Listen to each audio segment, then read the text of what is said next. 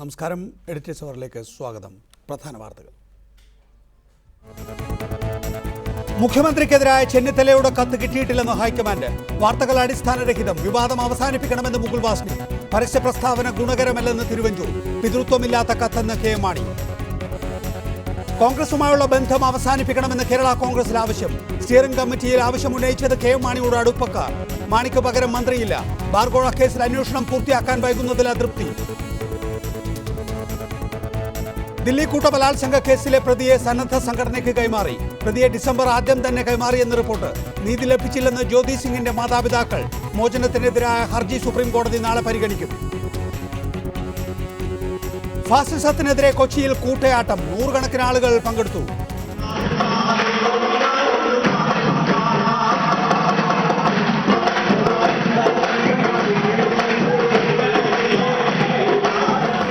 കുമ്മനത്തിനെതിരെ പിണറായി വിജയന്റെ Facebook post. ആരാധനാലയങ്ങൾക്ക് സമീപം കച്ചവടം നടത്തുന്നവരെ മതം തിരിച്ച് വിലക്കണമെന്ന് ഏത് വർഗീയവാദി പറഞ്ഞാലും അംഗീകരിക്കില്ല.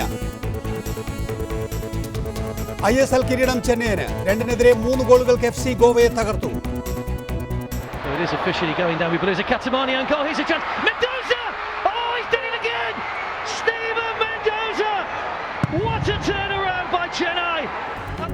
ക്ലബ് ഫുട്ബോൾ ലോകകപ്പ് കിരീടം ബാഴ്സയ്ക്ക്.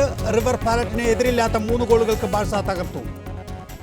മുഖ്യമന്ത്രിക്കെതിരെ രമേശ് ചെന്നിത്തല എഴുതിയതായി പറയപ്പെടുന്ന കത്ത് തങ്ങൾക്ക് ലഭിച്ചിട്ടില്ലെന്ന് വ്യക്തമാക്കി കോൺഗ്രസ് ഹൈക്കമാൻഡ്. കത്ത് ലഭിച്ചതായി ഹൈക്കമാൻഡ് സ്ഥിരീകരിച്ചതായി വന്ന വാർത്തകൾ അടിസ്ഥാനരഹിതമാണെന്നും AICC general secretary Mukul Wasnik വിശദീകരിച്ചു. അതേസമയം രമേശ് ചെന്നിത്തലയ്ക്കെതിരെ വിമർശനവുമായി തിരുവഞ്ചൂർ രാധാകൃഷ്ണൻ രംഗത്തെത്തി. പിതൃത്വമില്ലാത്ത കത്താണ് രമേശ് ചെന്നിത്തലയുടേതെന്ന് കെ എം മാണിയും പരിഹസിച്ചു. താൻ കത്തയച്ചിട്ടില്ലെന്ന് രമേശ് ചെന്നിത്തല തന്നെ പരസ്യമായി വ്യക്തമാക്കിയിട്ടുള്ളതാണ്. രമേശ് ചെന്നിത്തലയുടെ കത്ത് ഹൈക്കമാൻഡ് സ്ഥിരീകരിച്ചു എന്ന വാർത്തകൾ അടിസ്ഥാനരഹിതമാണെന്ന് മുകുൾ വാസ്നിക് പറഞ്ഞു. I want to make it very clear that the High Command has not received any such letter which is being talked about in sections of the media. ഇതിനിടെ രമേശ് ചെന്നിത്തലയുടെ കത്തിന്റെ ഉള്ളടക്കം തള്ളി തിരുവഞ്ചൂർ രാധാകൃഷ്ണൻ രംഗത്തെത്തി. പരസ്യ പ്രസ്താവന ആർക്കും ഗുണകരമല്ലെന്ന് തിരുവഞ്ചൂർ പറഞ്ഞു. ഞാൻ പറഞ്ഞു വരുന്നത് കേരളത്തിലെ പൊതുസ്ഥിതിയാണ്. ഒരു നേതാവ് ഉണ്ടാകുന്നു എന്ന് പറയുന്നത് അത് സ്വയംഭൂവല്ല, 10,000-കണക്കിന് ആളുകളുടെ പ്രയത്നത്തിന്റെ ഫലമാണ്. ചെന്നിത്തല അയച്ചു എന്ന് പറയുന്ന കത്തിന് പിതൃത്വമില്ലെന്ന് കെ എം മാണി പറഞ്ഞു. കത്ത് ഒരു തരത്തിലും UDF-നെ ബാധിക്കില്ല. ഇപ്പൊ കത്തിന് പിതൃത്വമില്ലല്ലോ, അങ്ങനെ കത്ത് അയച്ചിട്ടില്ലെന്ന് രമേശ് പറയുന്നു. കത്തെന്നാ കിട്ടിയെന്ന് പറയുന്നു. ഏതായാലും കമ്പിയുടെ അവസ്ഥയായിരിക്കുന്നു ഇപ്പൊ കത്തിന്. ഇതിനിടെ കത്ത് വിവാദത്തിൽ ഗൂഢാലോചന ഉണ്ടോ എന്ന് സംശയിക്കുന്നതായി ജോസഫ് വാഴക്കൻ വ്യക്തമാക്കി. വിവിധ ബ്യൂറോകൾക്കൊപ്പം ന്യൂസ് ഡെസ്ക് റിപ്പോർട്ടർ. വിഷയത്തിൽ നമ്മോടൊപ്പം പന്തളം സുധാകരൻ, ലാലി വിൻസെന്റ് തുടങ്ങിയവരാണ്. ആദ്യം പന്തളം സുധാകരൻ, കത്ത് കിട്ടിയിട്ടില്ല എന്ന് ഹൈക്കമാൻഡ് പറയുന്നു. അഡ്രസ്സ് തെറ്റിപ്പോയോ? അല്ല, വളരെ അസന്നിഗ്ധമായ ഭാഷയിൽ വ്യക്തമായി AICC ജനറൽ സെക്രട്ടറി, കേരളത്തിന്റെ ചാർജുള്ള ജനറൽ സെക്രട്ടറി ശ്രീ മുകുൾ വാസ്നിക് പറഞ്ഞു കഴിഞ്ഞല്ലോ. അങ്ങനെ ഒരു കത്ത് രമേശ് ചെന്നിത്തലയുടേതായി മാധ്യമങ്ങളിൽ ഇന്നിപ്പം നമ്മൾ ചർച്ച ചെയ്ത കത്ത് വന്നിട്ട് കിട്ടിയിട്ടില്ല എന്ന് പറഞ്ഞതോടുകൂടി ആ വിഷയം അവിടെ അവസാനിച്ചു എന്നാണ് ഞാൻ പ്രതീക്ഷിക്കുന്നത്. പിന്നെ എങ്ങനെയാണ് ഇങ്ങനെ ഒരു കത്ത് ഉണ്ടായത് എന്നത് സംബന്ധിച്ച അന്വേഷണത്തിന് നിങ്ങൾ തയ്യാറുമല്ല? അല്ല, ഇപ്പോ അന്വേഷിക്കണം എന്ന് തന്നെയാണ് ശ്രീ രമേശ് ചെന്നിത്തല KPCC നേതൃയോഗത്തിൽ പറഞ്ഞത്. അദ്ദേഹം ഇപ്പോൾ വിദേശത്ത് ആയതുകൊണ്ട് അതിന് ബാക്കി അദ്ദേഹത്തെ ബന്ധപ്പെട്ടതിന് ശേഷം പറയാൻ കഴിയും. എന്തായാലും എനിക്കൊരു തോന്നല് അദ്ദേഹത്തെ അപകീർത്തിപ്പെടുത്തുന്നതിന് ആരോ ഒരു ഗൂഢാലോചന നടത്തിയെന്ന് സംശയിക്കേണ്ടിയിരിക്കുന്നു. കാരണം പൊടുന്നനെ, അതും KPCC നേതൃയോഗം തുടങ്ങുന്നതിന്റെ തലേ ദിവസം ഒരു കത്ത് അങ്ങനെ മാധ്യമങ്ങളിൽ കൂടെ വരിക എന്ന് പറയുന്നത് ആരുടെയും ഗൂഢാലോചന ഇല്ലാതെ അങ്ങനെ ഒരു കത്ത് വരുമെന്ന് ഞാൻ പ്രതീക്ഷിക്കുന്നില്ല. എന്തായാലും അധികാര രാഷ്ട്രീയം അപകീർത്തിപ്പെടുത്തുന്നതിന് ആരോ എന്ന് പറയുമ്പോൾ അതിൽ വിശദീകരണം ആവശ്യമാണ് ശ്രീ പന്തളം സുധാകരൻ. അല്ല, വിശദീകരണം വരുന്ന ആളുകളിൽ നമുക്ക് കണ്ടുപിടിക്കാൻ കഴിയുമല്ലോ. എന്തായാലും കോൺഗ്രസിനെ സ്നേഹിക്കുന്ന, അതായത് കോൺഗ്രസിനെ അപകീർത്തിപ്പെടുത്തുന്നതിനു വേണ്ടി പ്രതിപക്ഷമായ CPM-ഓ അല്ലെങ്കിൽ ഇടതുപക്ഷ ജനാധിപത്യ മുന്നണിയിൽപ്പെട്ട ആരോ? അല്ല, ഞാൻ അങ്ങനെയല്ല പറഞ്ഞു. എന്തായാലും കോൺഗ്രസിനെ സ്നേഹിക്കുന്നവരോ അല്ലെങ്കിൽ കോൺഗ്രസ് നേതാക്കന്മാരെ ബഹുമാനിക്കുന്നവരോ അല്ല ഈ അക്രമത്തിന്റെ പിന്നിൽ തന്നെയാണ് എന്റെ വിശ്വാസം. അത് ഞാൻ പ്രതിപക്ഷത്തെയോ അല്ലെങ്കിൽ അങ്ങനെ പറയാൻ ആഗ്രഹിക്കുന്നില്ല. വരുന്ന ആളുകൾ വിശദമായ ഒരു അന്വേഷണം തന്നെ വേണം. കാരണം ശ്രീ രമേശ് ചെന്നിത്തലയെ പോലെയുള്ള ഉന്നതനായ ഒരു നേതാവിനെ അപകീർത്തിപ്പെടുത്താൻ നടത്തിയ ശ്രമം നിസ്സാരമായി കാണാൻ പാടില്ല. മാധ്യമങ്ങൾ അതുകൊണ്ട് തന്നെയാണല്ലോ അത് ഗൗരവത്തോടു കൂടി എടുത്തത്. അപ്പൊ പൊതുജനങ്ങൾ ചർച്ച ചെയ്യുന്നത് അതുകൊണ്ട് തീർച്ചയായും നിജസ്ഥിതി നാളുകളിൽ ജനങ്ങൾ അറിഞ്ഞേ ഇല്ല, മതി. ഇപ്പോഴും അവ്യക്തത തുടരുന്നു. വെറും രമേശ് ചെന്നിത്തലയല്ല നമ്മുടെ മുന്നിലുള്ളത്, സംസ്ഥാന ആഭ്യന്തര മന്ത്രിയാണ്. തൻ്റെ വ്യാജ ഒപ്പിട്ട് വ്യാജ ഉള്ളടക്കത്തിൽ ഒരു കത്ത് പ്രചരിക്കുക എന്ന് പറയുമ്പോൾ ഇത്ര നിസ്സാരമായി രമേശ് ചെന്നിത്തല എടുത്താൽ പോരാ. പക്ഷേ രമേശ് ചെന്നിത്തല അങ്ങനെ ഒരു കത്ത് അയച്ചിട്ടില്ല എന്ന് ഹൈക്കമാൻഡ് ഇപ്പോൾ പറയുകയും ചെയ്യുമ്പോൾ ശരിയാണ്, ആദ്യം ഇങ്ങനെ ഒരു ഉള്ളടക്കം നിങ്ങൾക്ക് പ്രസിദ്ധപ്പെടുത്തണമെന്നുണ്ടായിരുന്നു. എന്നാൽ സാങ്കേതികമായി രമേശ് ചെന്നിത്തലയുടെ പേരിൽ അങ്ങനെ ഒരു കത്ത് വരുമ്പോൾ ഉമ്മൻചാണ്ടി മന്ത്രിസഭയിൽ അദ്ദേഹത്തിന് തുടരാൻ കഴിയില്ല. അതുകൊണ്ട് അത് നിഷേധിക്കണം. അതുകൊണ്ടായിരിക്കാം ഒരുപക്ഷെ ഇന്നിപ്പോൾ മുകുൾ വാസ്നിക്കിനെ കൊണ്ട് അത് നിഷേധിപ്പിക്കുകയും ചെയ്തിട്ടുള്ളത്. പക്ഷേ പന്തളം സുധാകരൻ, എനിക്ക് മനസ്സിലാകാത്തത് ഈ ഘട്ടത്തിൽ നിങ്ങൾക്കൊരു വിഷയം തുടങ്ങി വെക്കാനേ അറിയൂ, അത് എവിടെയാണ് എത്തിക്കേണ്ടതെന്ന് അറിയാത്ത രീതിയിൽ വല്ലാത്ത തരത്തിൽ നിങ്ങൾ കുഴങ്ങിയിരിക്കുകയാണ് സംസ്ഥാന രാഷ്ട്രീയത്തിൽ. ഐ ഗ്രൂപ്പ് അല്ല, ഞങ്ങൾ തുടങ്ങി വെച്ചു എന്ന് പറഞ്ഞത് മനസ്സിലായില്ല. എന്തായാലും അന്വേഷണം നടത്തും എന്നാണ് ശ്രീ രമേശ് ചെന്നിത്തല പറഞ്ഞത്.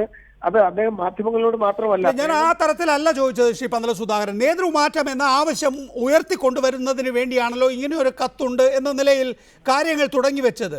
പക്ഷേ നേതൃമാറ്റം യഥാർത്ഥത്തിൽ ആവശ്യപ്പെടാൻ കഴിയുന്ന വിധത്തിൽ ആ മൂവ്മെന്റ് മുന്നോട്ട് കൊണ്ടുപോകാൻ നിങ്ങൾ ഐ ഗ്രൂപ്പിന് പ്രാപ്തിയില്ലാതെ പോയി. അല്ല, അങ്ങനെ ഒരു മൂവ്മെന്റ് ഞങ്ങൾ നടത്തിയിട്ടില്ല. ശ്രീ രമേശ് ചെന്നിത്തല തന്നെ പലതവണ ആവർത്തിച്ചിട്ടുണ്ട്, അങ്ങനെ ഒരു നേതൃമാറ്റത്തെ കുറിച്ച് ഞങ്ങൾ ആവശ്യപ്പെട്ടിട്ടില്ല.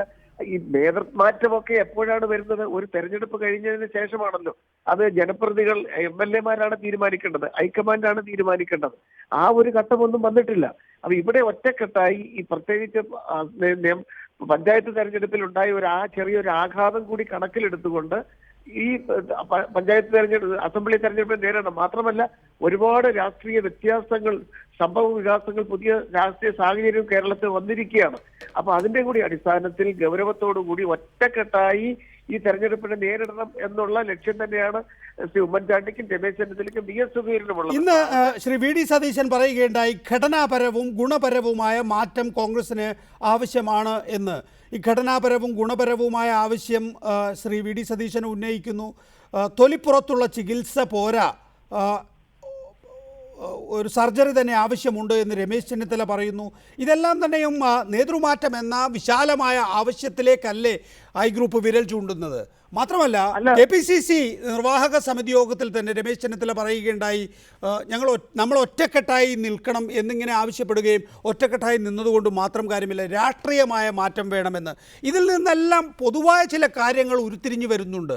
അതെന്താണ്? അടുത്ത നിയമസഭാ തെരഞ്ഞെടുപ്പോടുകൂടിയെങ്കിലും ഉമ്മൻചാണ്ടി മാറി നിൽക്കുക, പുതിയ നേതൃത്വത്തിന് കളമൊരുക്കുക എന്നുള്ളതാണത്.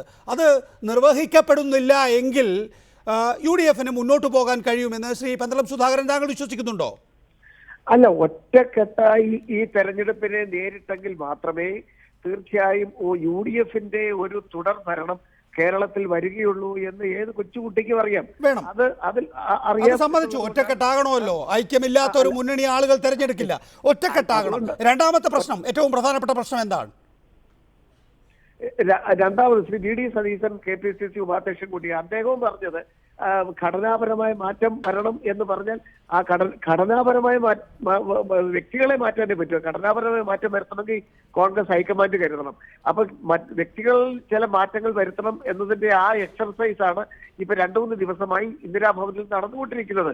ജില്ലകളിൽ ചിലപ്പോൾ ഒരു ജംബോ കമ്മിറ്റിയായി മാറുന്നുണ്ടെങ്കിൽ പോലും പുതിയ പ്രവർത്തകർക്ക് നേതൃനിരയിലേക്ക് വരാനുള്ള അവസരമുണ്ടാക്കി ഒരു മാറ്റം KPCC നടത്തിക്കൊണ്ടിരിക്കുകയാണ്. അതാണ് ശ്രീ സതീശൻ ഉദ്ദേശിച്ചത് ഞാൻ മനസ്സിലാക്കുന്നു. അങ്ങനെയുള്ള ഒരു മാറ്റം വരുമ്പോൾ തീർച്ചയായും ഈ തെരഞ്ഞെടുപ്പിൽ പ്രവർത്തനങ്ങൾക്ക് കൂടുതൽ ഊർജ്ജസ്വലത പകരും എന്നാണ് ഞാൻ പ്രതീക്ഷിക്കുന്നത്. ഉമ്മൻചാണ്ടിയെ നിലനിർത്തിക്കൊണ്ട് അടുത്ത നിയമസഭാ തെരഞ്ഞെടുപ്പിന് പോവുകയാണെങ്കിൽ ഈ ടേമിൽ രമേശ് ചെന്നിത്തലയെ സംബന്ധിച്ചിടത്തോളം അദ്ദേഹത്തിന് വരാനിരിക്കുന്ന 3-4 മാസം മുഖ്യമന്ത്രിയാകാൻ താല്പര്യമില്ല. അങ്ങനെ ഒരു നേതൃമാറ്റം ഈ 3-4 മാസത്തിനുള്ളിൽ സാധ്യവുമല്ല. പക്ഷേ ഉമ്മൻചാണ്ടിയുടെ നേതൃത്വം അംഗീകരിച്ചു പോവുകയാണ് എങ്കിൽ ഒരുപാട് അഴിമതി ആരോപണങ്ങൾ, അതിന് പുറത്ത് സാമുദായിക ധ്രുവീകരണം ഉണ്ടാകുന്ന ഉമ്മൻചാണ്ടിയുടെ നേതൃത്വത്തിലുള്ള ഇതേ ഘടന തന്നെയാണ് മുന്നോട്ട് പോകുന്നത് എങ്കിൽ അപ്പോൾ ഇത് രണ്ടിൽ നിന്നും പരിഹാരം എന്നുള്ളത് തലമാറട്ടെയാണ് എന്ന് ഐ ഗ്രൂപ്പ് വിശ്വസിക്കുന്നില്ലേ? ഇല്ല, ഐ ഗ്രൂപ്പ് ഇപ്പോൾ വിശ്വസിക്കുന്നത് തീർച്ചയായും ശ്രീ രമേശ് ചെന്നിത്തല തന്നെ വ്യക്തമാക്കിയത്, ഞാനും അത് തന്നെ അടിവരയിട്ട് പറയുന്നു. തെരഞ്ഞെടുപ്പിൽ ഒറ്റക്കെട്ടായി തെരഞ്ഞെടുപ്പിനെ നേരിടുകയും വീണ്ടും UDF അധികാരത്തിൽ വരുന്ന ഒരു ഇല്ല, തെരഞ്ഞെടുപ്പിൽ ഒറ്റക്കെട്ടായി മുന്നണി ഒറ്റക്കെട്ടായി നിൽക്കുക അല്ലെങ്കിൽ കോൺഗ്രസ് ഒറ്റക്കെട്ടായി നിൽക്കുക എന്നതുകൊണ്ട് മാത്രം തെരഞ്ഞെടുപ്പ് ജയിക്കാൻ കഴിയില്ല. രാഷ്ട്രീയമായ മാറ്റം ആവശ്യമാണ് എന്നാണ് KPCC എക്സിക്യൂട്ടീവിൽ പറഞ്ഞത്. ഞാൻ എല്ലാ കാര്യങ്ങളും KPCC എക്സിക്യൂട്ടീവിൽ പറഞ്ഞിട്ടുണ്ട്, അതെല്ലാ മാധ്യമങ്ങളിലും വരികയും ചെയ്തിരിക്കുന്നു. ഇനി അപ്പുറത്തേക്ക് എനിക്കൊന്നും പറയാനില്ല എന്നാണ് അദ്ദേഹം ദില്ലിയിൽ പറഞ്ഞത്. അപ്പോൾ എന്താണ് ഈ രാഷ്ട്രീയ മാറ്റം? അത് സംബന്ധിച്ചൊരു വിശദീകരണം നൽകിയാൽ എനിക്ക് പെട്ടെന്ന് അവസാനിപ്പിക്കാൻ കഴിയും. അല്ല, രാഷ്ട്രീയ മാറ്റം എന്ന് പറഞ്ഞത് യഥാർത്ഥത്തിൽ ഈ 2-3 മാസം കൊണ്ട് കേരളത്തിൽ പുതുതായി പ്രത്യേകിച്ച് BJPയുടെ നീക്കം, BJPയുടെ കെണിയിൽ ഒരു പ്രബല സമുദായം വീണത്, അവരൊരു രാഷ്ട്രീയ പാർട്ടിയായി പുതിയൊരു രാഷ്ട്രീയ പാർട്ടി കേരളത്തിൽ ഉണ്ടായത്, ഇതൊക്കെ രാഷ്ട്രീയ മാറ്റമാണ്. അതെല്ലാം കൂടി കണക്കിലെടുത്തുകൊണ്ടുള്ള ഒരു തന്ത്രം തീർച്ചയായിട്ടും UDF ആവിഷ്കരിക്കേണ്ടിയിരിക്കുന്നു.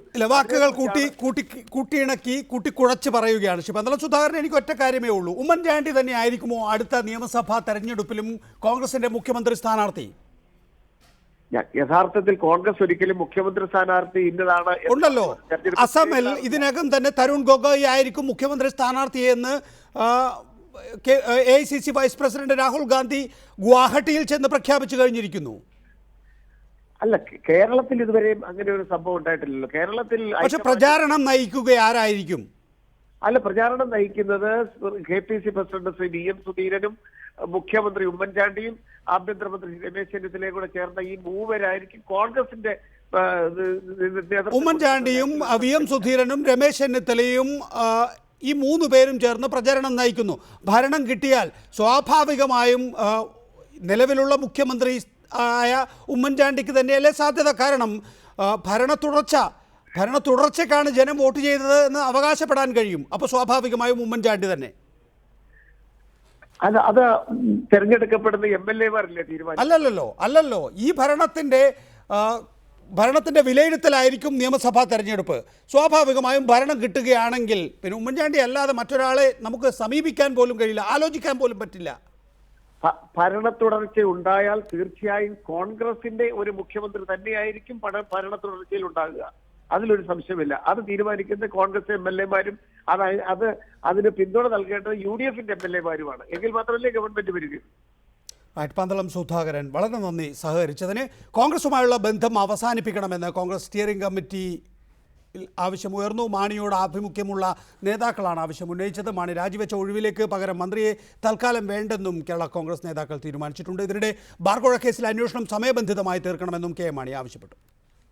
അപമാനം സഹിച്ച് മുന്നണിയിൽ തുടരേണ്ടതില്ലെന്ന അഭിപ്രായമാണ് സ്റ്റിയറിംഗ് കമ്മിറ്റിയിൽ സംസാരിച്ച നേതാക്കൾ പങ്കുവച്ചത്. കോൺഗ്രസുമായുള്ള ബന്ധം എത്രയും വേഗം അവസാനിപ്പിക്കണമെന്നും നേതാക്കൾ യോഗത്തിൽ ആവശ്യപ്പെട്ടു. മാണിയുടെ വിശ്വസ്തനായ PT Jose, Victor T Thomas, KA Devasia, Arakkal Balakrishna Pillai തുടങ്ങിയവരാണ് ഈ ആവശ്യം മുന്നോട്ട് വെച്ചത്. JDU-വിനും RSPക്കും കിട്ടുന്ന പരിഗണന പോലും പാർട്ടിക്ക് കിട്ടാത്ത സാഹചര്യത്തിൽ എന്തിന് മുന്നണിയിൽ തുടരുന്നതെന്നും യോഗത്തിൽ സംസാരിച്ചവർ ചോദിച്ചു. KM മാണി മന്ത്രിസ്ഥാനം രാജിവെച്ച് 40 ദിവസമായിട്ടും അന്വേഷണം നീളുന്നതിൽ നേതാക്കൾ വിമർശനം ഉന്നയിച്ചു. യോഗത്തിന് ശേഷം നടത്തിയ വാർത്താ സമ്മേളനത്തിൽ KM മാണി തന്നെ ഇക്കാര്യം വ്യക്തമാക്കി.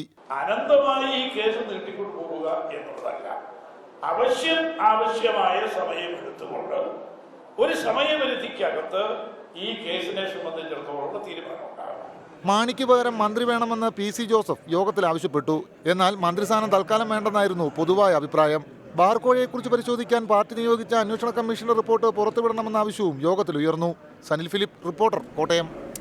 PC Joseph, Kerala Congress M general secretary Joseph M Puthussery തുടങ്ങിയവരാണ് നമ്മോടൊപ്പം. ആദ്യം ശ്രീ PC ജോസഫ്, താങ്കളാണ് മറ്റൊരു ധനമന്ത്രി ഉണ്ടാകേണ്ടതുണ്ട് എന്ന ആവശ്യം ഇന്ന് Kerala Congress M steering committee യോഗത്തിൽ ഉന്നയിച്ചത്.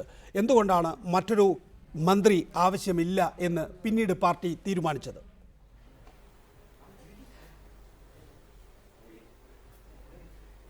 ഞാനങ്ങനെ ഒരു ആവശ്യം ഉന്നയിക്കാനുണ്ടായ കാരണം, മാണി സാറ് ധനമന്ത്രി പദം രാജിവെച്ചിട്ട് ഇന്ന് 40 ദിവസം പൂർത്തിയായി. ഇനി ഗവൺമെന്റിന്റെ കാലാവധി പരമാവധി 4 മാസമാണ്. ഇപ്പോൾ ഈ 40 ദിവസം നഷ്ടപ്പെടുത്തിയതിനു പുറമെ 4 മാസം കൂടി കേരള കോൺഗ്രസിന് അവകാശപ്പെട്ട ധനമന്ത്രി പദം വേണ്ടെന്ന് വയ്ക്കുന്നത് ഒരു അക്ഷന്തവ്യമായ കൃത്യവിലോപമാണ് പാർട്ടിയുടെ നേതാക്കൾ ചെയ്യുന്നതെന്നാണ് എൻ്റെ പൂർണ്ണമായിട്ടുള്ള വിശ്വാസം. ആ വിശ്വാസമാണ് ഞാൻ ആ പാർട്ടി കമ്മിറ്റിയിൽ ഉന്നയിച്ചത്. അതിനെ സംബന്ധിച്ച അഭിപ്രായങ്ങൾ പറഞ്ഞ സ്നേഹിതരെല്ലാം ഉന്നയിച്ച ഒരു വിഷയം, പി സി ജോസഫ് പറഞ്ഞ കാര്യത്തിൽ വളരെ ഗൗരവമുണ്ടെന്നും പക്ഷേ ഇതുപോലെ പാർട്ടിയെ ഉപദ്രവിക്കുന്ന കോൺഗ്രസ് പാർട്ടിയോടുള്ള ബന്ധം എത്രയും പെട്ടെന്ന് ഉപേക്ഷിക്കണമെന്നുമാണ് പല ബഹുമാനപ്പെട്ട അംഗങ്ങളും ആവശ്യപ്പെട്ടത്. എൻ്റെ ന്യായം, കേരള കോൺഗ്രസിൻ്റെ 8 MLA-മാരാണ് ഈ ഗവൺമെൻറ്റിനെ നിലനിർത്തുന്നത്. അങ്ങനെ കേരള കോൺഗ്രസിൻ്റെ പിന്തുണയോടെ നിലനിൽക്കുന്ന ഒരു ഗവൺമെൻറ്റിൽ കേരള കോൺഗ്രസിന് അവകാശപ്പെട്ട ധനമന്ത്രി പദം അത് കോൺഗ്രസിൻ്റെ കയ്യിൽ ഏൽപ്പിച്ച് അനങ്ങാതിരിക്കുന്നത് ശരിയല്ല എന്നാണ് എൻ്റെ ഉത്തമ ബോധ്യം. ഇത് വ്യക്തികളുടെ പ്രശ്നമല്ല, ഇത് കേരള കോൺഗ്രസ് പാർട്ടിയുടെ അവകാശമാണ്. കേരള കോൺഗ്രസ് പാർട്ടിയുടെ അവകാശം വേണ്ട എന്ന് പറയാൻ ആർക്കും അങ്ങനെ കഴിയില്ലെന്ന് ജോസഫ് എം പുതുശ്ശേരി കോൺഗ്രസ് പാർട്ടിയോടുള്ള ബന്ധം ഉപേക്ഷിക്കണം എന്ന് ഒരു ഇന്നത്തെ യോഗത്തിൽ പഴയ മാണി വിഭാഗം പറയുകയും എന്നാൽ തങ്ങൾക്ക് അവകാശപ്പെട്ട മന്ത്രിസ്ഥാനം കോൺഗ്രസ് വച്ചുകൊള്ളട്ടെ എന്ന് നിലപാടെടുക്കുകയും ചെയ്യുന്നത് എങ്ങനെയാണ് ന്യായീകരിക്കാനാവുക? അല്ല, ഞാൻ പറഞ്ഞല്ലോ, കേരള കോൺഗ്രസിന്റെ സ്റ്റിയറിംഗ് കമ്മിറ്റി യോഗത്തിൽ നടന്ന ചർച്ച എന്താണ് എന്ന ഒരു ചാനൽ ചർച്ചയിൽ വെളിപ്പെടുത്താൻ ഞാൻ ആഗ്രഹിക്കുന്നില്ല. അതൊരു സംഘടനാ മര്യാദയ്ക്ക് ചേർന്ന കാര്യമാണെന്ന് ഞാൻ കരുതുന്നില്ല എന്നുള്ളത് കൊണ്ട് അത്തരം ഒരു ചർച്ചയിലേക്ക് കടക്കാൻ ഞാൻ ആഗ്രഹിക്കുന്നില്ല. കേരള കോൺഗ്രസിന്റെ യോഗത്തിൽ ഇതുമായി ബന്ധപ്പെട്ട പല കാര്യങ്ങൾ ഉയർന്നു വന്നിട്ടുണ്ട്. അതിന്റെ അടിസ്ഥാനത്തിൽ പാർട്ടി പൊതുവായ ഒരു അഭിപ്രായത്തിന്റെ അടിസ്ഥാനത്തിൽ തീരുമാനങ്ങൾ എടുത്തിട്ടുണ്ട്. ആ തീരുമാനങ്ങൾ യോഗത്തിന് ശേഷം മാധ്യമ പ്രവർത്തകരെ കണ്ട പാർട്ടി നേതാക്കന്മാർ മാണി സാറും PJ ജോസഫ് സാറും CF സാറും എല്ലാം ചേർന്ന് വിശദീകരിച്ചിട്ടുണ്ട്. അതാണ് കേരള കോൺഗ്രസ് പാർട്ടിയുടെ ഇന്നത്തെ. 2 കാര്യങ്ങൾ നമ്മുടെ മുന്നിൽ ഉയർന്നു വരുന്നുണ്ട്. ഒന്ന്, KM മാണി രാജിവെച്ച സ്ഥിതിക്ക് ധനമന്ത്രി സ്ഥാനം ഇപ്പോൾ ഒഴിഞ്ഞു നിൽക്കുകയാണ്. സ്വാഭാവികമായും ഒഴിഞ്ഞു നിൽക്കുമ്പോൾ അത് മുഖ്യമന്ത്രി കൈകാര്യം ചെയ്യുക എന്നുള്ളതാണല്ലോ. അത് മുഖ്യമന്ത്രി കൈകാര്യം ചെയ്തു വരുന്നു. അത് കേരള കോൺഗ്രസ് എമ്മിന് അവകാശപ്പെട്ടതല്ലേ? നിങ്ങളുടെ പാർട്ടിയിൽ വേറെയും MLA-മാരില്ലേ? അവരിൽ ഒരാൾക്ക് അങ്ങനെ ഒരു അവസരം ലഭിക്കുന്നത് എന്തിനാണ് KM മാണി തടയുന്നത്? അങ്ങനെ ഒരു തടച്ചിലില്ലല്ലോ. ഈ കേരള കോൺഗ്രസ് അങ്ങനെ ഒരു തീരുമാനമെടുക്കുന്നതിന് പ്രത്യേകമായ കാര്യങ്ങളുണ്ട്. അത് യോഗം കാര്യഗൗരവമായി പരിഗണിക്കുകയും അതിന്റെ അടിസ്ഥാനത്തിലാണ് അത്തരത്തിലൊരു തീരുമാനം. ജോസഫ് എം പുതുശ്ശേരി, അതായത് ഈ ഗവൺമെന്റിന്റെ കാലത്ത് ഇനിയൊരു കേരള കോൺഗ്രസ് എം മന്ത്രി പുതുതായി സത്യപ്രതിജ്ഞ ചെയ്യില്ല എന്ന് ഞാൻ പറയാൻ തയ്യാറല്ല. കേരള കോൺഗ്രസ് പാർട്ടിയുടെ തീരുമാനം തൽക്കാലം ധനമന്ത്രി എന്നുള്ള സ്ഥാനത്തേക്കുള്ള ഒരു നിർദ്ദേശം കേരള അതെന്തുകൊണ്ട് എന്നാണ്. അതെന്തുകൊണ്ട്?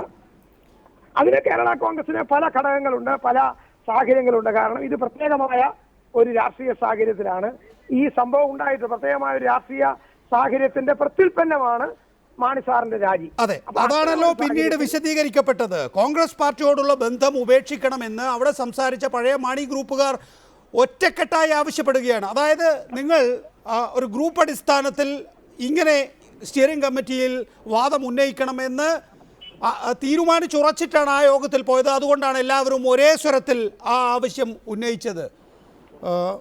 ഭാവനാ സൃഷ്ടിയാണ് യോഗത്തിലെ റിപ്പോർട്ടുകളെ സംബന്ധിച്ചുള്ള ഭാവനാ സൃഷ്ടിയാണ്.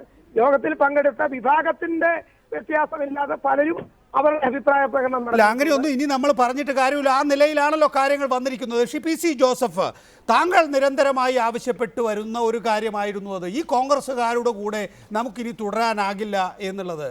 ആ ആവശ്യം ഇതാ ഇന്നിപ്പോൾ മാണി വിഭാഗം ഏകകണ്ഠേന ഉന്നയിക്കുകയും ഒക്കെ ചെയ്തിരിക്കുന്നു. എന്തുകൊണ്ട് കോൺഗ്രസിന് ഒപ്പം കൂടാനാകില്ല എന്ന് താങ്കളും ഇപ്പോൾ മാണി ഗ്രൂപ്പും ആവശ്യപ്പെടുന്നു അല്ലെങ്കിൽ പറയുന്നു?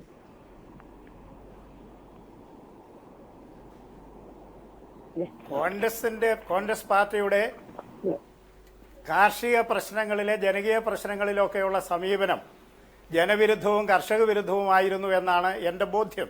ആ ബോധ്യം കൊണ്ടാണ് കസ്തൂരി രംഗൻ വിഷയം കത്തി നിൽക്കുമ്പോൾ എനിക്ക് എൻ്റെ പാർട്ടി ഏൽപ്പിച്ചിരുന്ന ഗവൺമെൻറ് പദവി കേരള ഫീഡ്സിൻ്റെ ചെയർമാൻ സ്ഥാനം ഞാൻ രാജിവെച്ചത്.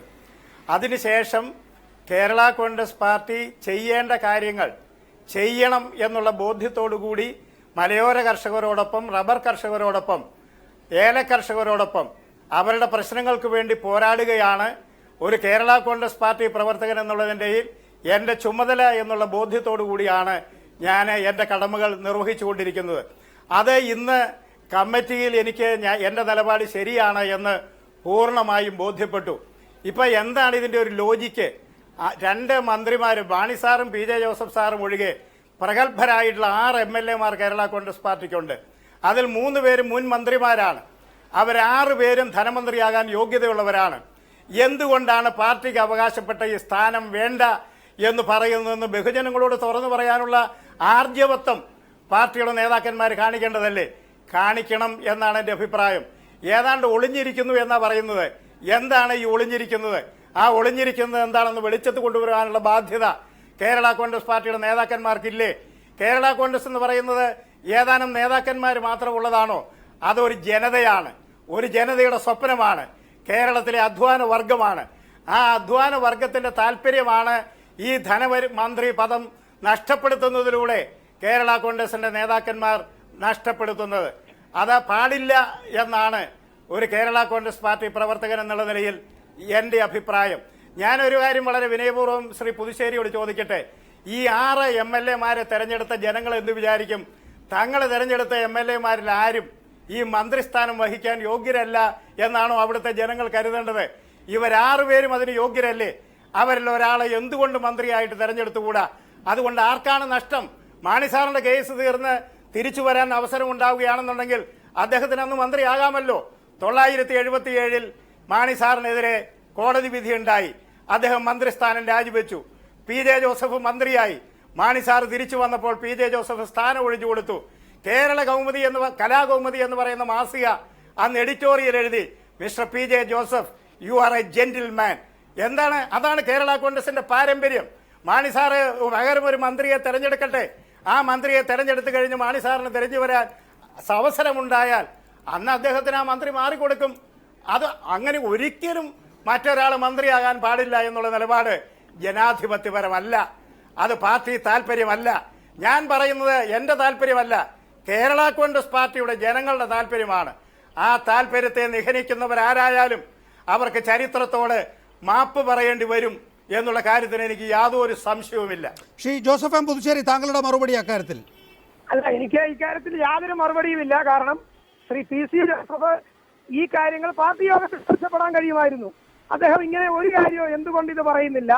കാരണം അവിടെ നടന്ന ചർച്ചകളുടെ അടിസ്ഥാനത്തിൽ അദ്ദേഹത്തിനും ബോധ്യപ്പെട്ടു എന്നാണ് ഞാൻ മനസ്സിലാക്കുന്നത്. ശ്രീ ജോസഫ് എം പുതുശ്ശേരി, ഇന്ന് ഈ പി സി ജോസഫ് മാത്രമാണ് പഴയ ജോസഫ് വിഭാഗത്തിൽ ആ യോഗത്തിൽ എന്തെങ്കിലും ഉരിയാടിയത്?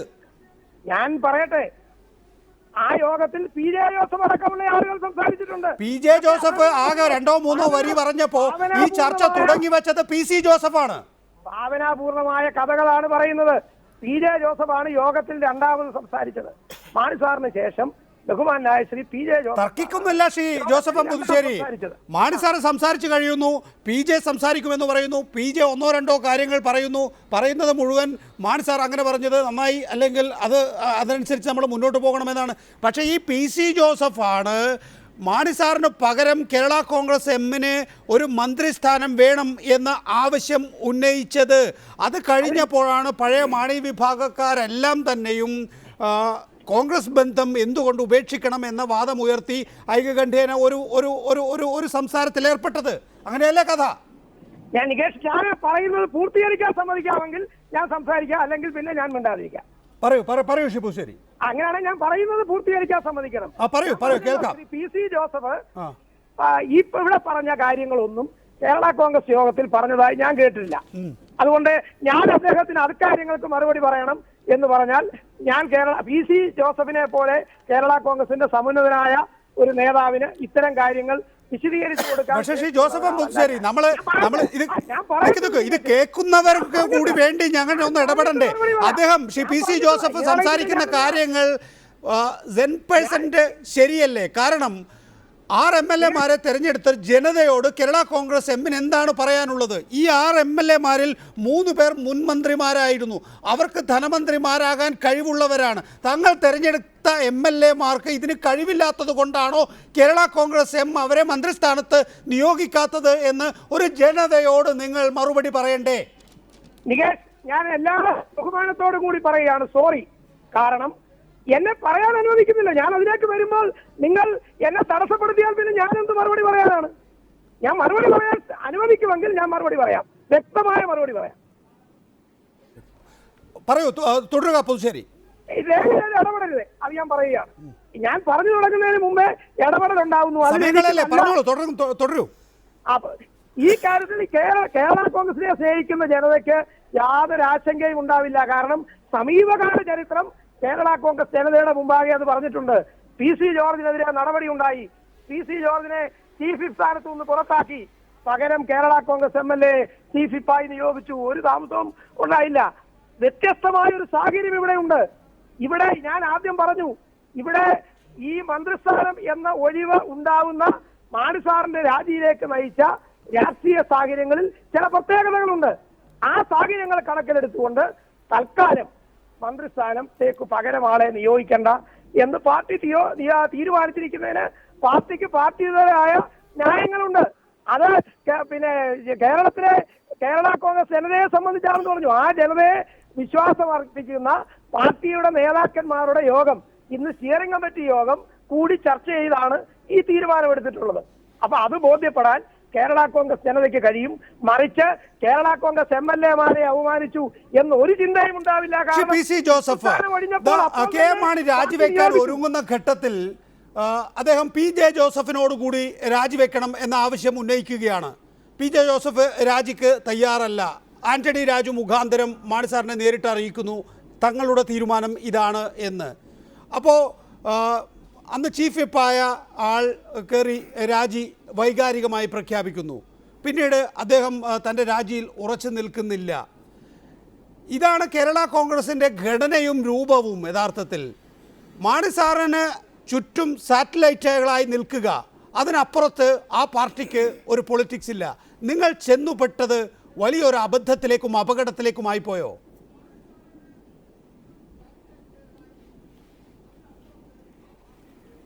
ഞങ്ങൾ അങ്ങനെ ഒരു അബദ്ധത്തിലേക്ക് പെട്ടു എന്നുള്ള ധാരണ ഞങ്ങൾക്കില്ല. കാരണം കേരള കോൺഗ്രസ് പാർട്ടികൾ യോജിച്ച് പ്രവർത്തിക്കണമെന്നുള്ളത് പാർട്ടി പ്രവർത്തകരുടെയും അനുഭാവികളുടെയും തീവ്രമായ ഒരു ആഗ്രഹമായിരുന്നു.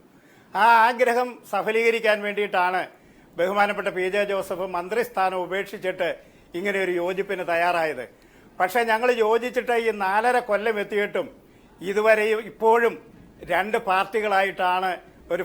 പാർട്ടികളുടെ ഒരു ഫെഡറേഷനായിട്ടാണ് ഇപ്പോഴും പാർട്ടി പ്രവർത്തിക്കുന്നത് എന്നുള്ളത് ഒരു സത്യമാണ്. അത് ബഹുമാനപ്പെട്ട പുതുശ്ശേരിക്കും അറിയാം, കേരള കോൺഗ്രസുമായി ബന്ധപ്പെട്ട എല്ലാവർക്കും അറിയാം. യോജിച്ചത് ശരിയായോ തെറ്റാണോ എന്ന് ചോദിച്ചാൽ ഇപ്പം യഥാർത്ഥത്തിൽ വ്യക്തിപരമായി എനിക്ക് ദുഃഖമുണ്ട്, എനിക്ക് ഇച്ഛാഭംഗമുണ്ട്. പക്ഷേ ബഹുമാനപ്പെട്ട ശ്രീ KM മാണി രാജിവെച്ചതിനോടുകൂടെ PJ ജോസഫ് രാജിവെക്കണമെന്ന് പറയുന്നതിൽ എന്താണ് യുക്തിയുള്ളത്? കേരളത്തിലെ ഒരു ജനതയുടെ താല്പര്യത്തിന് വേണ്ടിയിട്ടാണോ? കസ്തൂരി രംഗൻ പ്രശ്നത്തിൽ മലയോര ജനത അവരുടെ പിതൃഭൂമിയിൽ അന്യവൽക്കരിക്കപ്പെടുമ്പോഴാണ് കേരള കോൺഗ്രസ് രാജിവെച്ചതെങ്കിൽ KM മാണിയോടൊപ്പം PJ ജോസഫിന് രാജിവെക്കണമായിരുന്നു.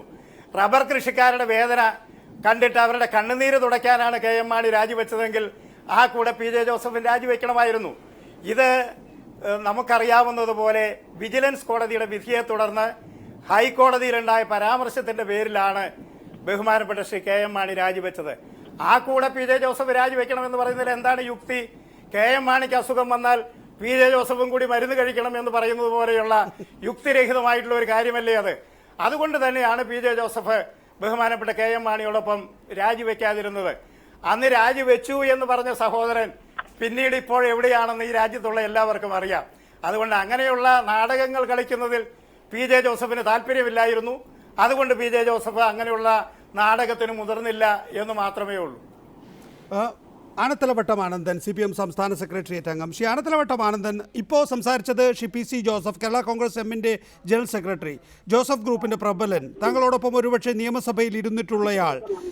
അദ്ദേഹം പറയുന്നത് ഫെഡറേഷനായിട്ടാണ് ഇപ്പോൾ കോൺഫെഡറേഷനായിട്ടാണ് പ്രവർത്തിക്കുന്നത്, യോജിച്ചതിൽ ഇച്ഛാഭംഗമുണ്ട് എന്ന്, മാണി ഗ്രൂപ്പുമായി യോജിച്ചതിൽ ഇച്ഛാഭംഗമുണ്ട് എന്ന് അദ്ദേഹം വെളിപ്പെടുത്തുകയാണ്.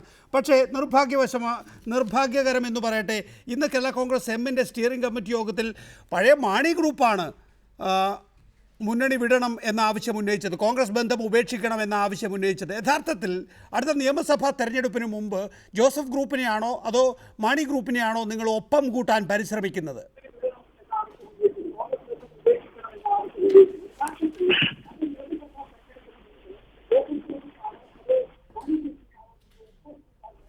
ക്ഷേത്രത്തിലോട്ട് ആനന്ദൻ കേൾക്കുന്നുണ്ടോ? ഞങ്ങളിപ്പോ ഇതിനെ രണ്ടിനെയും ഒപ്പം കൂട്ടാനായിട്ട് തീരുമാനിച്ചിട്ടില്ല. അവര് തമ്മിലെടുത്ത് ഏതെങ്കിലും ഗ്രൂപ്പിൽ ചേരണം, ഏതെങ്കിലും മുന്നണിയിൽ ചേരണമെന്ന് അവർ തീരുമാനിച്ചാൽ അപ്പോൾ ഞങ്ങൾ പരിശോധിക്കുന്നേ ഉള്ളൂ. ഇവിടെ പക്ഷേ വൈകാരികമായ ഒരു അടുപ്പം ജോസഫ് ഗ്രൂപ്പുമായിട്ടില്ലേ? ഇല്ല, ഞാൻ പറഞ്ഞല്ലോ, അവരപ്പുറത്ത് പോയി ഇപ്പൊ അവർ UDF മുന്നണിയിലാണ് നിൽക്കുന്നത്. ഈ കൊള്ളരായ്മകളെല്ലാം ആ കേരള കോൺഗ്രസ് പാർട്ടിയിൽ KM മാണിയും കൂട്ടരും കാണിച്ചിട്ട് KM മാണിയും കൂട്ടരും കാണിച്ച കൊള്ളരായ്മകളെ ഒന്നും തള്ളിപ്പറയാൻ ശ്രീ ജോസഫും അദ്ദേഹത്തിന് കൂടെ നിൽക്കുന്നവരെ ഇതുവരെ തയ്യാറായിട്ടില്ല.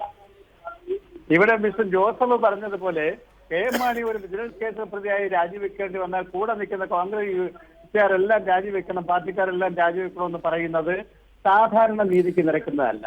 ശാരദലോട്ട് ആനന്ദന് ജോസഫ് ഗ്രൂപ്പിലെ ഒരു പ്രമുഖൻ പറയുകയാണ് മാണിയോട് യോജിച്ചത് ഇച്ഛാഭംഗം ഉണ്ടാക്കുന്നു തങ്ങൾക്ക് എന്ന് പറയുമ്പോൾ അതിലൊരു കയ്യടി CPM ഭാഗത്ത് നിന്ന്, LDF ഭാഗത്ത് നിന്ന് അവർ പ്രതീക്ഷിക്കും. പറയൂ. അതെ, അവർക്ക് പോയി LDF വിട്ട് UDF പോയി ചേർന്നതും മാണി കോൺഗ്രസിൽ ലയിക്കാൻ തീരുമാനിച്ചതും അബദ്ധമായി പോയി ഇച്ഛാഭംഗമുണ്ട് എന്ന് അവർ പറയുന്നെങ്കിൽ അവരക്കാര്യത്തിൽ അവർ നേരത്തെ എടുത്ത തീരുമാനം പുനഃപരിശോധിക്കണം. തുടരുക. ഇവിടെ എന്തായാലും മാണി ഗ്രൂപ്പ് അടക്കം ശ്രീ PC ജോസഫ് ആവശ്യപ്പെട്ടിട്ടുണ്ടല്ലോ ഇതിനകം കോൺഗ്രസ് ബന്ധം ഉപേക്ഷിക്കണം എന്ന്. നിങ്ങൾക്ക് രണ്ട് വഴികളുണ്ട് ഇപ്പോൾ. നേരത്തെ ഒരു വഴി മാത്രമേ ഉണ്ടായിരുന്നുള്ളൂ. ഒന്ന് BJPയോട് ചേരുക, അതിനാണ് ജോസ് കെ മാണിയുടെ നേതൃത്വത്തിലൊരു ശ്രമം നടക്കുന്നത് എന്നാണ് ഇപ്പോഴത്തെ കേൾവി. രണ്ടാമത്തേത് LDFുമായി തിരികെ കൂട്ടുകൂടുക. ഇതിലേത് ഉപാധിയാണ് മുന്നിൽ കരണീയമായിട്ടുള്ളത്?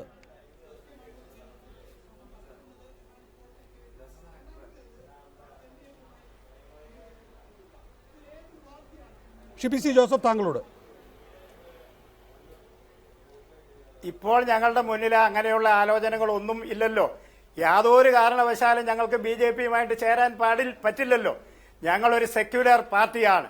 സെക്യുലർ പാർട്ടിയായിട്ടുള്ള ഞങ്ങൾക്ക് വർഗീയ പാർട്ടിയായിട്ടുള്ള BJPയുമായിട്ട് ചേരുക എന്നുള്ളത് അസാധ്യമാണ്. അത് ഈ പാർട്ടിയിലെ ആര് ചിന്തിച്ചാലും, എന്ത് സ്ഥാനമാനങ്ങൾ മോഹിച്ച് ആര് BJPയുടെ കൂടെ പോകാൻ ശ്രമിച്ചാലും അവരെ കേരള കോൺഗ്രസ് പാർട്ടിയുടെ പ്രവർത്തകര് പൂർണ്ണമായി പുച്ഛത്തോടെ തള്ളിക്കളയും എന്നുള്ള കാര്യത്തിന് യാതൊരു സംശയവുമില്ല. മറ്റു രാഷ്ട്രീയ സാഹചര്യങ്ങളൊക്കെ ഇപ്പോൾ ഞങ്ങളുടെ മുന്നിൽ അങ്ങനെയൊരു രാഷ്ട്രീയ ചർച്ചയ്ക്കുള്ള ഇടം ആയിട്ടില്ല. ജനങ്ങളുടെ പ്രശ്നങ്ങളെ സംബന്ധിച്ച് ചേരാവുന്ന ആളുകളുമായിട്ട് ചേർന്ന് ജനകീയ സമരങ്ങൾ സംഘടിപ്പിക്കുക എന്നുള്ളത് മാത്രമാണ് കരണീയമായിട്ടുള്ളത്. അതിപ്പം മലയോരങ്ങളിലെ കൃഷിക്കാരുടെ പ്രശ്നമുണ്ട്, കണ്ണുനീര് കുടിക്കുന്ന റബ്ബർ കൃഷിക്കാരുടെ പ്രശ്നമുണ്ട്, മുന്നോട്ട് കൊണ്ടുപോകാൻ പറ്റാത്ത ഏല കൃഷിക്കാരുടെ പ്രശ്നങ്ങളുണ്ട്, 2150 രൂപയ്ക്ക് നെല്ലെടുക്കാമെന്ന് പറഞ്ഞിട്ട് 1900 പോലും എടുക്കാത്ത നെൽകൃഷിക്കാരുടെ പ്രശ്നങ്ങളുണ്ട്. നാളികേരത്തിന്റെ ഒരു പരിധിവരെ പ്രശ്നം പരിഹരിക്കുവാൻ നാളികേര ബോർഡിന്റെ ചെയർമാൻ അത്തരം പ്രശ്നങ്ങളൊക്കെ ഉണ്ട്. പക്ഷേ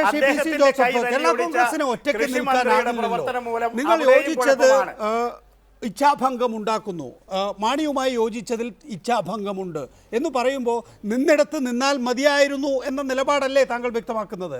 അതങ്ങനെയാണെങ്കിൽ LDF ആണ്, BJPയുമായി ചേരാനാകില്ല എന്ന് താങ്കൾ നിലപാട് അറിയിക്കുകയും ചെയ്തിരിക്കുന്നു.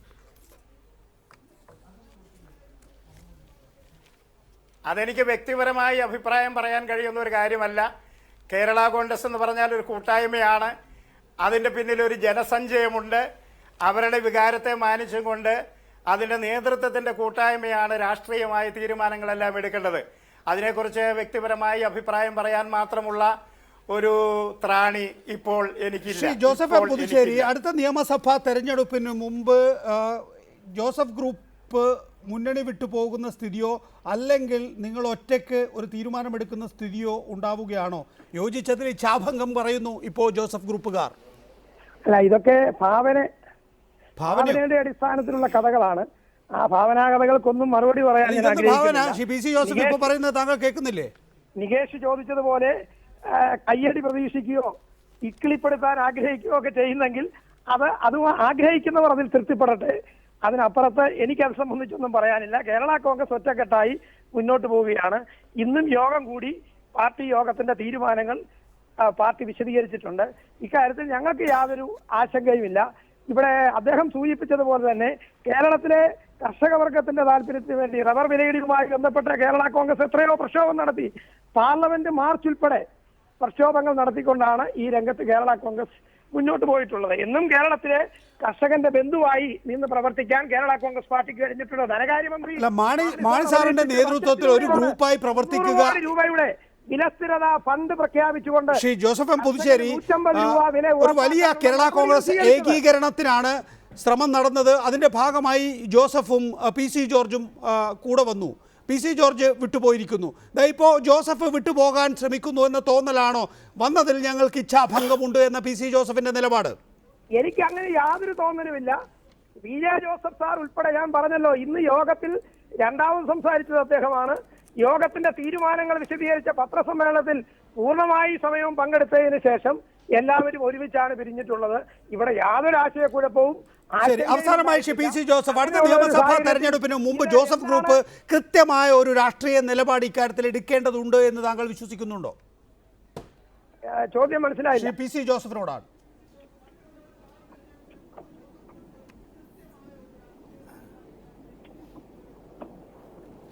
PC ജോസഫ്, രാഷ്ട്രീയ നിലപാടുകളൊക്കെ സാഹചര്യങ്ങളുടെ അടിസ്ഥാനത്തിലാണ്. ആ സാഹചര്യങ്ങൾ രൂപപ്പെടുന്നത് ജനകീയ പ്രശ്നങ്ങളുമായി ബന്ധപ്പെട്ടാണ്. ജനങ്ങളുടെ ഹൃദയവികാരം മനസ്സിലാക്കിയിട്ടാണ് രാഷ്ട്രീയ നേതാക്കന്മാർ തീരുമാനമെടുക്കുന്നത്. അത് ഒക്കെ ഒരു പ്രോസസ്സാണ്. ആ പ്രോസസ്സ് എങ്ങനെ വരും എന്ന് ഇപ്പോൾ എനിക്ക് പ്രവചിക്കാൻ നിവൃത്തിയില്ല. ഏതായാലും ഒരു തീരുമാനമെടുക്കുമ്പോൾ ആ തീരുമാനങ്ങളുടെ അടിസ്ഥാനം ജനകീയ പ്രശ്നങ്ങളും ജനവികാരവുമായിരിക്കും എന്ന് മാത്രമേ ഇപ്പോൾ എനിക്ക് പറയാനുള്ളൂ. ജനവികാരം എന്ന് പറയുമ്പോൾ അതിന് ഏതെങ്കിലും ഒരു ദിശയിലേക്ക് നോക്കിക്കൊണ്ടാണോ ആ ജനവികാരം ഉൾക്കൊണ്ടുകൊണ്ട് ഏതെങ്കിലും ഒരു ദിശയിലേക്ക് നിങ്ങൾ നോക്കുന്നുണ്ടോ?